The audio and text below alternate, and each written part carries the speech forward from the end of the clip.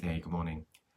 Ryan Reynolds runs multiple businesses, produces films, owns a gin company, and still finds time to spend with his family. And Keanu Reeves, he's known for his presence, not pace. They're not sprinting, they're moving deliberately, and that's why they win. In the Navy SEALs, they say slow is smooth, smooth is fast.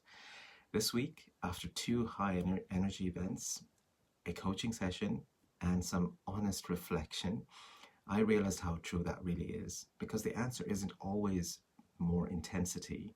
Sometimes it's about slowing down just enough to lead with clarity. Happy Father's Day, a celebration to us. I'm with my little king today. This is my little dog. Oh, and if you're into motorsport, we've got Le Mans in France and Formula One in Canada, and it's all about endurance racing this weekend. Both are powerful reminders because endurance isn't just about speed, it's about control. I'm Stephen. During the week, I work with boards and executive teams around the world, reshaping governance and how they lead in this next era of AI transformation. These Sunday 2-minute sessions, well, they're a chance to reflect, no slides, no buzzwords, just a moment to reset and refocus.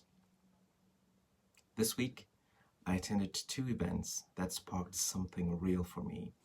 One on board governance, a luncheon and a panel discussion with high-profile leaders where I shared this thought. Board governance isn't red tape. It's the red thread that holds it all together. And you can read all about it in my post that I put on LinkedIn a few days ago. And here's a practical tip. If your board conversations are purely reactive, anchor the next session in first principles. Ask, what are we here to protect, enable, and model? That one question changes everything. The second event was a panel discussion on trust and leadership in a changing world, where Ali, my partner and trusted friend, and I attended on behalf of Global Trading Agency, and our friends Doug and Jeff from IBM were there. And on the panel, Jeff shared his wisdom on trust, as with other panel members. And throughout, I was reminded of the power of proximity, especially yesterday, reconnecting with dear friends from the Baltics who flew in for the weekend to London. They stood with me as with my other good friends through good and painful times. That's what real trust looks like. Okay, imagine this.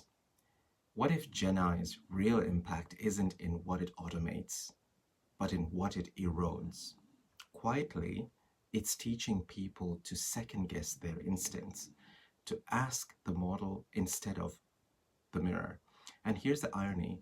The more we rely on the machine, the more we risk forgetting how to move without it. See, leadership starts where automation ends, with courage, intuition, and voice. I was talking to my coach yesterday. Yes, I do have one, and I'm proud of that. She said something simple but pointed. Stephen, the greatest challenge for ambitious people is realizing that slowing down isn't laziness, it's performance. And she shared a story with me. It goes something like this. A martial arts student approaches his teacher and asks, "How long will it take me to master this craft?" The teacher replies, 10 years. The student, looking impatient, responds, "I want to master it faster than that. I will work harder than anyone else. I will push myself to practice for many hours every single day. I won't rest until I become a master." How long will it take then? The teacher considers this new information, smiles, and answers, 20 years. See, the lesson is more intensity is not the answer. To achieve the things you want in life, you must pursue them with balance. And so, it's a powerful reminder of the paradox of speed. Slowing down is what allows you to speed up. I was reading The Art of Learning by Josh Waitzkin, and he's a chess prodigy turned martial arts champion, and he writes about training not to win but to master your response under pressure. Whether in chess or martial arts, it's the same lesson. Don't rush the move.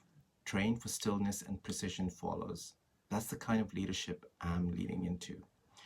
Yesterday, my coach said, life isn't short, It's actually very, very long, but we make it short when we sprint our way through. Of course, you need to make judgment when to sprint and run in marathon mode. The lesson: we all need to stop racing through life. This coming week, here's what I'm building into my own leadership rhythm in life and in business. And I challenge you to try these 5 actions. 1. Unitask on purpose, one decision at a time. Number 2, take micro breaks, especially before key meetings. So keep your meetings to 25 minutes or 45 minutes. Number 3, walk and reflect. Physical motion clears mental noise. Number 4, say no to noise. Protect your best time. Protect your calendar. Number 5, find your park or your ocean. Create a space that renews you, even for 10 minutes. This isn't soft, it's strategic. It's about being intentional. You can do it. I'm learning, by the way, so learn with me. Okay, let's close. I have a quote for you from Seneca. He who hurries has delayed the things that are urgent. And my prompt to you this week: what decision, conversation, or action have you been rushing, when what really needs is presence and precision? This week, I challenge you to slow it down. Make it count. I'm Stephen. This is your Sunday Reset. Keep growing, keep leading. Until next Sunday, let's get it.